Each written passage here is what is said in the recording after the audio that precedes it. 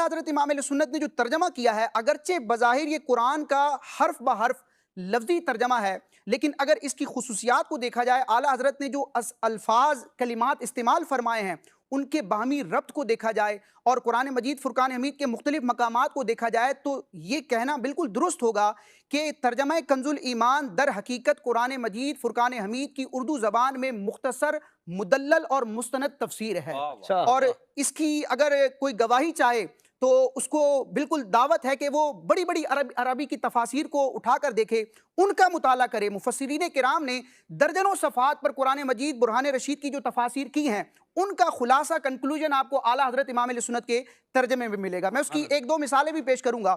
आला हज़रत इमाम अहले सुन्नत के तर्जमे की खुसूसियत क्या है कि आपने अल्लाह तबारक व तआला की तक़दीस उलूहियत, शान उलूहियत का पास रखा और जहां जहां रब तबारक व तआला की अज़मत का बयान था, वहां पर आला हज़रत ने उसूल और कवायद को देखते हुए ऐसा तर्जमा किया जो रब के शायान शान था। हालांकि ये वो मकामात थे कि बड़े बड़े इल्म का नाम लेने वाले जब उस मकाम पर आए तो उन्होंने ठोकरें खाई, खुद भी गुमराह हुए और दूसरों को भी उन्होंने गुमराह किया तर्जमा कुरान के नाम पर। फिर नबी पाक अलैहिस्सलाम हो या दीगर अंबिया हो, उनकी जो शान रिसालत है और अंबिया किराम की जो इस्मत है, उसका लिहाज रखते हुए, अकीदा इस्मत को देखते हुए आला हज़रत इमाम अहले सुन्नत ने बड़ा नपतुल्लाह और बड़ा मोहतात तर्जमा फरमाया। अच्छा अशफाक भाई, अरबी ज़बान की खुसूसियत है कि कई अल्फाज ऐसे होते हैं जो बज़ाहिर हमें नज़र नहीं आते, लेकिन वो कलाम में पोशीदा होते हैं, सियाको सिबाक से, कॉन्टेक्स्ट से हम उस बात को समझते हैं जिनको महज़ूफ़ात कहा जाता है। आला हज़रत इमाम अहले सुन्नत का तर्जमा कंजुल ईमान, और इसकी जब मैंने इसका मुताला किया था बिल-इस्तियाब, तो दर्जनों मिसालें मैंने ऐसी देखी कि जिनमें आला हज़रत इमाम अहले सुन्नत ने महज़ूफ़ात का तर्जमा किया है। यानी आपको लफ्ज़ कुरान में मतन में बज़ाहिर नज़र नहीं आ रहा, लेकिन तफसीर की किताब खोलेंगे आपको वो लफ्ज़ मिल जाएगा। तो महज़ूफ़ात का तर्जमा आला हज़रत ने किया। अच्छा, बाज़ मकामात ऐसे हैं कि लफ्ज़ी तर्जमा किया जाए तो आम बंदा उसको समझ नहीं पाएगा। आला हज़रत इमाम अहले सुन्नत ने अवाम की आसानी के लिए उन मकामात पर कुरान का मुरादी तर्जमा किया है कि इस कलाम की मुराद क्या है, खुलासा क्या है, खुलासे वाला तर्जमा आला हज़रत इमाम अहले सुन्नत ने बयान फरमाया। अच्छा, फ़िक़्ह के मसाइल से रिलेटेड कई कुरान मजीद की आयात हैं, तो अब फ़िक़ही मौक़िफ़ क्या था? आला हज़रत इमाम अहले सुन्नत ने जब इमाम आज़म अबू हनीफ़ा रहमतुल्लाहि तआला अलैह की फ़िक़्ह को देखा, फ़िक़्ह हनफ़ी के मुताबिक, तो कई ऐसे मकामात कुरान मजीद के जिनका ताल्लुक फ़िक़ही मसाइल से था, आला हज़रत इमाम अहले सुन्नत ने उन आयात का ऐसा तर्जमा किया कि फ़िक़्ह हनफ़ी पर कोई हर्फ नहीं आता। अच्छा, जी, इसी तरह आला हज़रत इमाम अहले सुन्नत के तर्जमे की एक खुसूसियत यह है कि कई मकामात पर आपने तफसीरी तर्जमा किया है। यानी कुरान मजीद बुरहान रशीद की उस आयत मुबारका के लफ्ज़ी तर्जमे के बाद मजीद आगे क्या समझना है, जिसको मुफस्सिरीन ने लिखा है, आला हज़रत इमाम अहले सुन्नत उसको दो लफ्ज़ों में तर्जमे में बयान फरमा देते हैं। अच्छा, कुरान मजीद की बाज़ आयात ऐसी हैं जिनके बज़ाहिर माना किसी को मालूम नहीं है, जिनको मुतशाबिहात कहा जाता है। बाज़ तो ऐसे कलिमात हैं जैसे अलिफ लाम मीम वगैरह, इस तरह के जो मुफ़रदात हैं, हरूफ़ मुक़त्ताआत हैं, जिनका लफ्ज़ी माना भी किसी को नहीं मालूम। बाज़ आयात वो हैं कि लफ्ज़ी तर्जमा अगर किया जाए तो कुरान की मुहकम आयात से और कुरान के और दीन इस्लाम के अकायद से वो मुतसादिम होती हैं। बज़ाहिर उनका तर्जमा अगेंस्ट जा रहा होता है, अकायद इस्लामिया के खिलाफ जा रहा होता है, लेकिन उनकी भी एक तावील है, उनका भी एक माना है, उनका तर्जमा करने का भी एक ढंग है। आला हज़रत इमाम अहले सुन्नत के तर्जमे की खुसूसियात में से एक खुसूसियत यह है कि मुतशाबिहात वाले जो मकामात थे, जहां पर मुतरजिमीन ने ठोकरें खाई, रब तबारक व तआला की शान में ऐसे अल्फाज लिख दिए माअल्लाह जो अल्लाह ताला के शान के लायक न थे, लेकिन आला हज़रत इमाम अहले सुन्नत ने उन मकामात पर मुतशाबिहात का शानदार तर्जमा फरमाया। मैं कुरान मजीद की सिर्फ इशफाक भाई 3 मिसालें आपके सामने पेश करूंगा, अरबी की तफासीर का हवाला पेश करूंगा, उनमें जो मुफस्सिरीन ने तफसीर की है वो इबारत पढ़ के फिर आला का आपको तर्जमा सुनाऊंगा। एक मकाम सूरह रहमान का है, इब्तिदा में रब तबारक व तआला ने इरशाद फरमाया, अर रहमान अल्लमल कुरआन खलकल इंसान अल्लमहुल बयान। अब खलकल इंसान, अल्लाह ताला ने इंसान को पैदा किया। इस इंसान से कौन सा इंसान मुराद है? सारे इंसानों को ही रब ने पैदा किया, लेकिन सूरह रहमान में इंसान से मुराद क्या है? तो इमाम बग़वी रहमतुल्लाहि तआला ने तफसीर मालिमुत तंजील में इसकी तफसीर की, खलकल इंसान यानी मुहम्मदा। इस आयत मुबारका में इंसान से मुराद मोहम्मद अरबी है।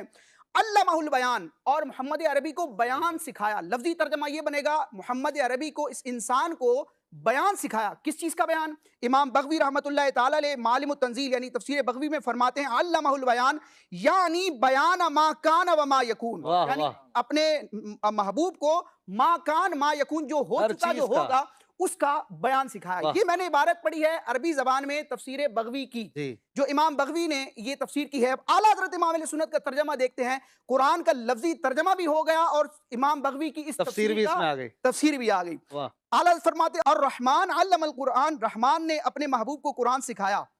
खलकल इंसान, इंसानियत की जान मोहम्मद को पैदा किया। सुभान अल्लाह, अल्लमहुल बयान, अब सल्लल्लाहु इसका लफ्जी तर्जमा है कि उन्हें बयान सिखाया, लेकिन इमाम बगवी ने जो तफसीर की आला हज़रत फरमाते हैं माँ कान व माँ यकून का बयान उन्हें सिखाया। सुभान अल्लाह। अच्छा, इसी तरह और सूरह ये भी पता चल रहा है कि अपनी तरफ से नहीं किया जी, जी, ये वो बात है जो बड़े बड़े मुफस्सिरीन कर चुके हैं जी, और ये आला हज़रत ने तर्जुमे में डाल दी है। जी। इसी तरह सूरह नज्म की इब्तिदाई आयत देखिए आप, वन नज्मी इदा हवा, नज्म कहते हैं सितारे को। इस सितारे से मुराद कौन सा सितारा है जिसकी कसम रब तबारक व तआला ने याद फरमाई। और हवा का माना होता है किसी चीज का ऊपर से नीचे आना, और नीचे से ऊपर जाने के लिए भी ये लफ्ज अरबी जबान में इस्तेमाल होता है।